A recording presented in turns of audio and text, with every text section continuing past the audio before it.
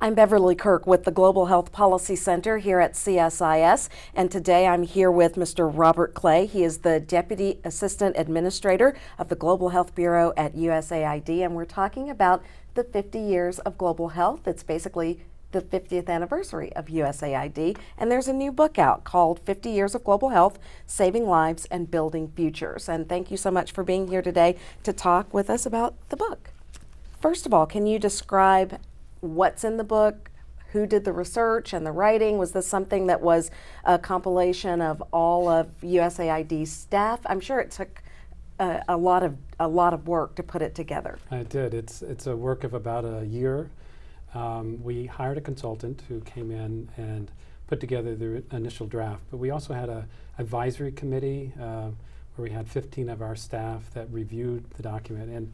And I knew it was going to be successful because when we had our first meeting, we spent all the time just sharing our own experiences of working in global health. And there was such an energy in the room that there was really a felt need for this book. So it's been a team effort.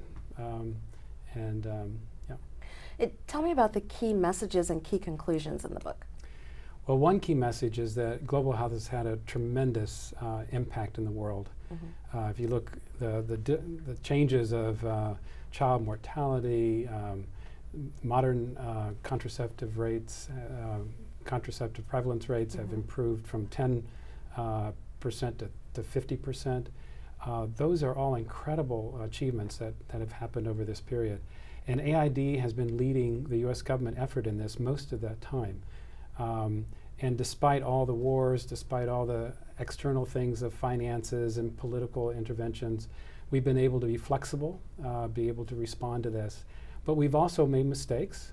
And I think the book points out where we've learned lessons, and those lessons then we're trying to plow back into our new programs. Who are you hoping reads this book? Well, we have multiple audiences that we hope. Probably our primary audience is our new staff that are coming on board. We have many USAID staff that have been with us for less than 5 years. So this is going to be required reading for them when they start their career.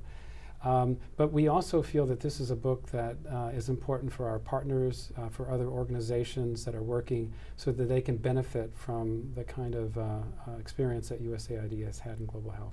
There are a lot of new actors and players in terms of being on the global stage and helping in global health, and including some countries that not so long ago were the beneficiaries of help from USAID. So what are some lessons from the history here that might be beneficial for some of these new actors? Well, I think one of the things we learned early on in USAID is that just infrastructure, building hospitals and roads, just doesn't have the same result. It doesn't make the changes. And I think that debate is ongoing right now with some of the work that other newly emerging countries some of their activities, and so that's one real clear lesson, is that you have to go beyond buildings and infrastructure to have an impact.